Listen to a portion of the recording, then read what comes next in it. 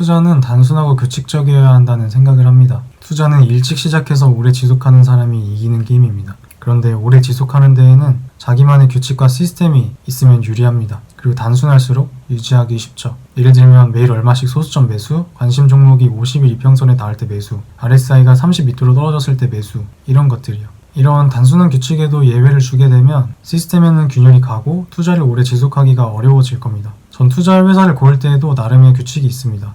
독점력을 가진 성장주에 투자합니다. 예를 들면 엔비디아, 브로드컴, 일라이릴리, 마스터카드, 팔란티어 이런 회사들이요. 모두 성장과 독점력, 압도적 혜자를 가진 기업들입니다. 저는 작년 5월 스포티파이를 매수했습니다. 매수 이유는 당시 관세 이슈로 시장이 조정을 겪은 후에 관세로부터 자유로운 소프트웨어, 스트리밍 회사들이 주도주의 모습을 보였기 때문입니다.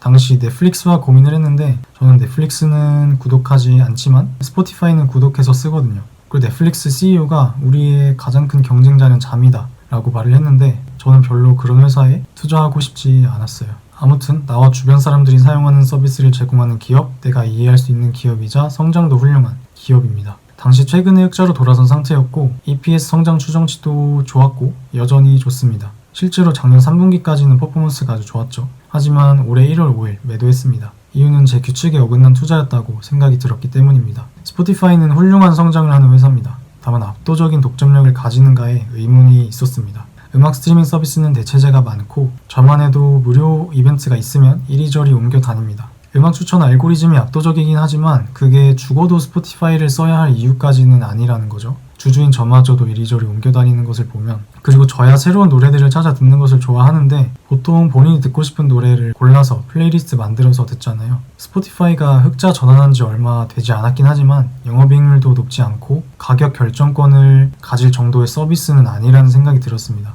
스포티파이가 요금제 가격을 높인다면 굳이 유튜브 프리미엄, 아마존 프라임, 애플원에 딸려오는 음악 스트리밍 서비스 대신에 스포티파이를 따로 돈 주고 써야 할 이유가 있을까라는 생각인 거죠. 그리고 당시 매수하게 된 이유인 관세로부터 자유롭다는 내러티브는 시장의 아젠다가 더 이상 관세가 아닌 현재 유효하지 않기도 합니다. 그래서 주도주의 성격을 잃은 거겠죠. 원래 같으면 이렇게 하락세에 돌아설 때 더 좋아해야 합니다. 내가 믿고 있는 자산을 더 싸게 살 수 있는 기회니까요. 그런데 스포티파이는 그런 생각이 들지 않더라고요. 특히 밸류도 저렴하지만은 않기도 하니까요. 마스터카드는 지금 주가가 반년째 기고 있는데 얘는 마이너스가 되면 더 매수할 생각이 듭니다. 근데 스포티파이는 더 떨어진다면 기쁜 마음에 매수할 거냐? 라는 질문에 쉽게 예스가 나오지 않아서 매도하기로 결정했습니다. 물론 스포티파이는 고성장주고 정량적 펀더멘탈은 여전히 우수하기 때문에 나쁜 투자는 아닐 겁니다. 그리고 아직 서구권에서 대부분의 매출이 나오고 있고 아시아나 인도 쪽 진출에 대한 잠재력도 있으니까요. 하지만 저는 대체제가 없는 경쟁을 하지 않다시피 하는 회사들에 투자하겠다는 규칙을 지키기로 했습니다. 아까 말했듯이 예외를 두면 시스템에 균열이 생기고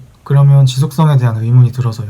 이게 좋은 선택일지는 나중 가봐야 알겠죠. 하지만 저는 투자는 단순한 규칙과 시스템으로 지속해야 한다고 믿고 그 일관성을 지키기로 했습니다. 그리고 애초에 제가 매수한 이유인 관세로부터 자유롭다는 내러티브가 더 이상 유효하지 않은 시점에 매도를 했어야 합니다. 전 따지고 보면 투자 관점이 아니라 주도주에 따라붙어보자는 트레이딩 관점에서 산 거니까요. 그럼 고가 근처에서 매도를 할 수 있었을 텐데, 그러니까 주식을 보유하고 있을 때 내가 왜 매수를 했는지 그 이유도 기억하고 그 이유가 유효한지 계속 체크해야 하기도 합니다.